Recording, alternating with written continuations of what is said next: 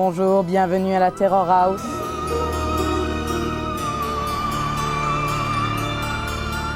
Entrez, n'ayez crainte, chers mortels. Venez découvrir le cimetière de la famille Lemort, là où réside Lise. Lise était ma petite fille et elle a eu un destin tragique.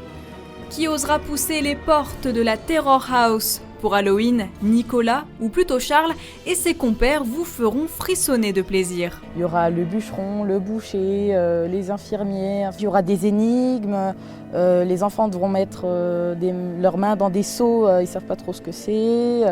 Voilà, on va faire appel à plusieurs sens, l'ouïe, la vue, le toucher. Moi, ce que j'adore, c'est entendre les gens crier, avoir peur, parfois se moquer de leurs camarades qui ont peur. Enfin, c'est ce que je préfère. Mais méfiez-vous des apparences, Nicolas est en fait un vrai gentil. Sous son maquillage se cache un artiste qui s'est lancé dans l'aventure il y a 5 ans.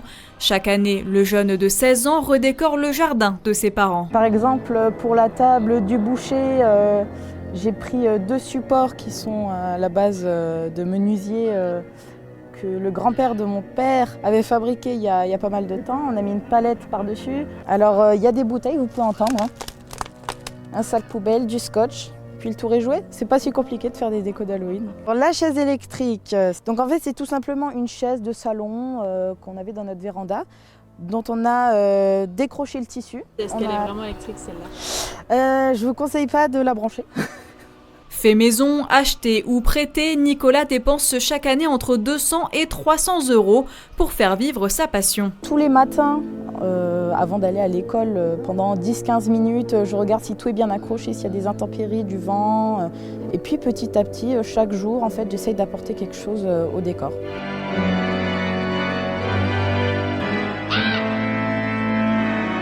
Moi, j'aime beaucoup tout ce qui est des maisons hantées. Par exemple, la citadelle de Beach, on allait chaque année. Ça m'a beaucoup inspiré. À Walligator aussi, les maisons hantées qui font Halloween. Donc, ça m'a pas mal inspiré. Pour les plus courageux, le jardin hanté de Nicolas sera à découvrir ce dimanche de 18 h à 21 h, avec comme récompense à la fin de la visite macabre et terrifiante, des bonbons, bien évidemment.